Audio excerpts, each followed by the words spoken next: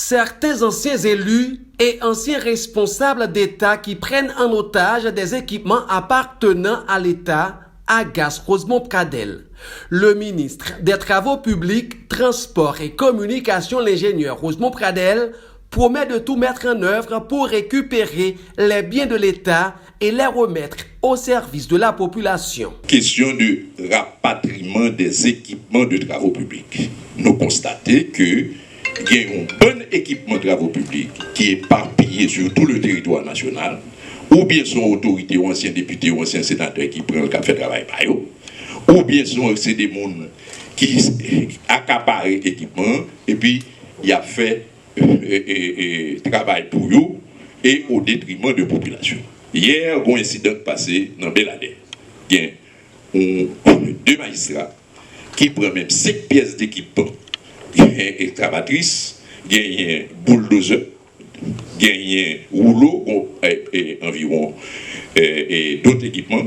Et nous allons chercher. Pour ces 100 premiers jours à la tête du MTPTC, Rosemont Pradel est critiqué par plus d'un, notamment des membres de la société civile du Nord-Ouest, pour n'avoir pas assuré la poursuite des projets et chantiers initiés par l'administration Jovenel Moïse. C'est son directeur général qui est venu à sa rescousse. Charles-Raymond Pierre a fait état d'un problème budgétaire empêchant la poursuite de ces travaux. Il a cité un exemple, la route nationale numéro 5 reliant Gonaïves-Port-de-Paix, la route secondaire Port-de-Paix-Jean Rabel, une partie de la route nationale numéro 1 au niveau du tronçon Cancoque-Vaudreuil.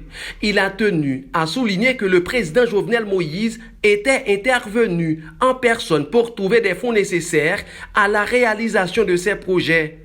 Le directeur général du ministère des Travaux publics, Charles-Raymond Pierre, a trouvé le moyen de se décerner une satisfaction pour les maigres réalisations du MTPTC en dépit des contraintes budgétaires. Il faut vous rappeler aussi que le ministère alors le ministre a pris fonction bien avant moi, c'est juste un mois après lui que je suis venu au ministère. On a un ministère qui n'a pas de budget. Seul le budget de fonctionnement qui a été reconduit.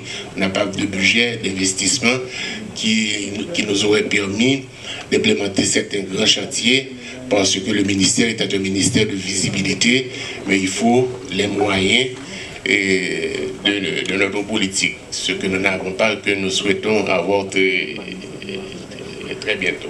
Et c'est le président Jovenel lui-même qui s'est investi dans ce projet-là. Les difficultés sont de nature diverses et de toutes sortes, ont reconnu le ministre Rosemont Pradel et son directeur Charles-Raymond Pierre. Nous pensons que ça qui passe qu'on y a, c'est par le seul fait que son seule parole qui a parlé, c'est un groupe qui a décidé, il a mis des bases sur les réseaux sociaux, il a parlé dans la radio, donc, et par conséquent, pas l'autre discours.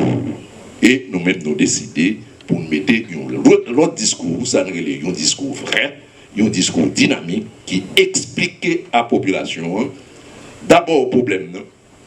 Inconvénient que nous gagnons et comment on a contourné l'inconvénient. Le patrimoine en équipement du ministère échappait en partie au contrôle de ce ministère.